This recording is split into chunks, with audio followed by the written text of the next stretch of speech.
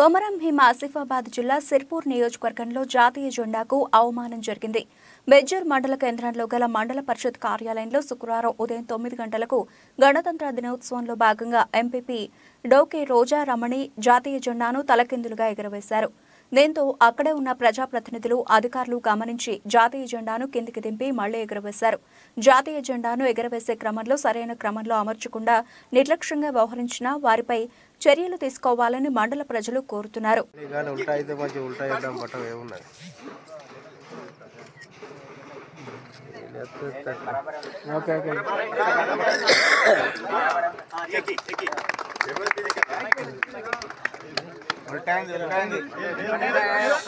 జెండా ఉల్టానే అయిందా బాబు?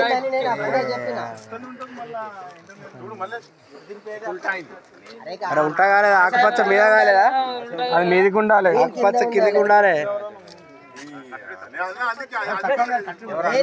నేనే చెప్పిన ఫస్ట్ దేవా చెప్తాండు ఆల్రెడీ ఉల్టా అయింది ఉల్టా అయింది ఉల్టా అయిందని. ఉల్టా ఉన్నదని అంటే ఇవ్వలేదు. అంతే కదా. జరుగు మామ, జరుగు జరుగు. ఇప్పుడు కరెక్ట్. ఏ మామ జరుగు. ఏ మామ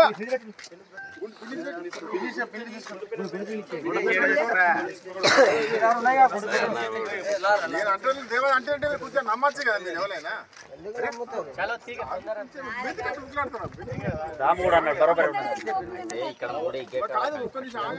కాదు, అది ఆల్రెడీ కాషాయం కింద నిలబడతాను. ఎట్లా ఏర్పడది? కాషాయం కిందనే ఉన్నది జెండా. కాషాయం మీద ఉంటది కదా.